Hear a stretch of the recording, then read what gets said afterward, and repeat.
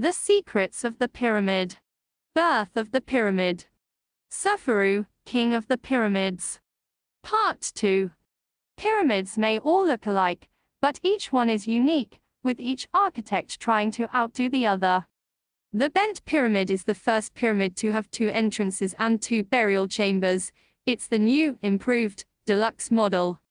When they were built, the burial chambers were the most spectacular interior spaces on Earth. The corbelling used so tentatively in Sneferu's pyramid at Mejdum is perfected at Dasha, where the bent pyramid stands. All 4 sides of the rooms are stepped inward so that the entire room gradually narrows towards the top, yielding a dizzying view to the ceiling 55 feet above the floor. One of the 2 burial chambers was undoubtedly intended for Sneferu and the other was, probably for his great wife, Queen Hetepheres, but neither was ever buried inside. Incredibly, this pyramid was also abandoned, but in this case we know why. About 2/3 up the face of the pyramid the angle of incline bends, giving the pyramid its distinctive shape and name. The bend is the result of one of the costliest engineering disasters ever. Pyramids are never constructed on sand, sand shifts, blocks move, and the pyramid would collapse. Pyramids are built on bedrock, and the bent pyramid is no exception. However, one corner of the pyramid rested on a layer of gravel, making that one corner unstable. During the early stages of construction there were no problems, but as the pyramid grew taller and its mass increased, the weight from the blocks on the corner, resting on gravel, caused those blocks to shift. This movement was transmitted inside the pyramid and the walls of the upper burial chamber cracked and started moving inward. In a desperate attempt to stop the room from imploding, the ancient engineers wedged huge 50-foot cedar of Lebanon logs between opposite walls to keep them from collapsing. This stabilized the pyramid, but clearly it was no longer suitable for Sneferu's burial.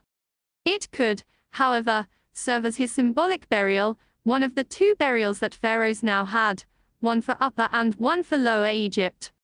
The pyramid was completed as quickly and inexpensively as possible, and this is why its angle was changed.